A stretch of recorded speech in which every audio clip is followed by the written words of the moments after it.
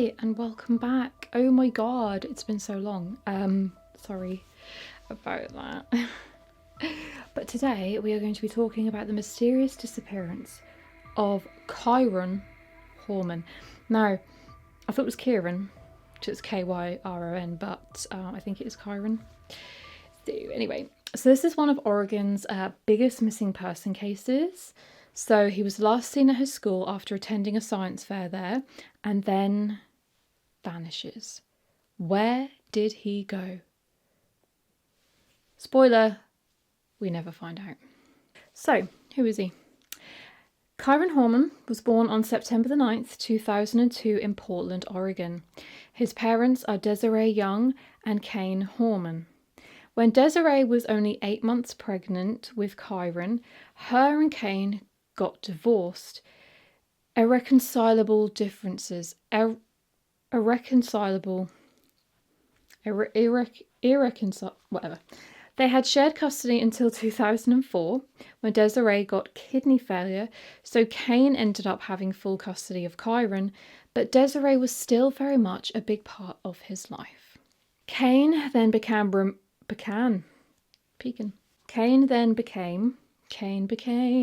romantically involved with a woman named Terry Moulton in 2001. While he was in the process of divorcing Desiree, he moved swiftly on. No judgment here. They married in 2007 in Hawaii. How lovely. They had a daughter a year later called Kiara. On that fateful day of June 4th, 2010, sorry, I do have to keep looking down because my memory is like, 4th of June 2010, Terry Horman, Kyron's stepmom, dropped Kyron off at school, Skyline Elementary School to be precise. She actually didn't leave until 8:45 a.m. because she hung around while Kyron went to his school science fair. So the last Terry saw of Kyron was him walking down the hall to class. That's what she said. Okay, that's not like that's what she said. That is what she said. Terry then ran some errands until about 10:10 in the morning. She then drove around trying to soothe her toddler's earache. Interesting. She went to the gym until 12:40 and then got home around 1:21 to be again precise. When she posted photos of Kyron at the science fair, at his school science fair on Facebook. Kane and Terry went to meet the school bus at 3:30, expecting Kyron to actually get off the bus, as you do, but he actually didn't. So they drove to the school to see what was up. Kyron had been marked as absent from school all day. The secretary then called 911 and the search began. So people, I want to say people, there were hundreds of people, 300 trained rescuers and 1,300 others from all over, where they went searching for Kyron within a 2-mile radius of the school. And it did actually expand to 6 miles away at Savvy Island. I can't read my writing, seriously. They also searched wooded areas near the school. This was going on for 10 days. Okay, 10 days. It wasn't until July 2010 that this case took a massive turn. A landscaper, Rodolfo Sanchez, who was hired by Terry at some point, so past tense, he used to be hired by Terry, rocked up to the police station and was like, okay, 6 months before Kyron disappeared, Terry Terry offered me a lot of money to kill her husband, Kane. Terry obviously was like, no, I didn't. So what are you on about? The police then actually put a wire on Rodolfo to confront Terry. But unfortunately, she didn't give anything away. There is a chance that she knew perhaps that's a trap and that Rodolfo was wired and they were trying to get some answers out of her. Who knows? Maybe she is quite intelligent. Maybe she's not. After finding out this bombshell news on June 26 or 28, depending on where you read, because I found 2 different dates, Kane took their daughter and bid farewell to Terry because he was like, I don't really want to be in a relationship with someone who might want me dead. So he filed for divorce and got a restraining order against her. So apparently, Terry also failed 2, not just 1, but 2 polygraph tests. So she was questioned, obviously, about the day Kyron vanished. And Desiree, Kyron's mum, remember, is convinced that Terry had something to do with his disappearance, or that she is responsible for his disappearance, I should say. She actually filed a lawsuit against her on the 1st of June 2012, trying to prove that Terry basically kidnapped Kyron.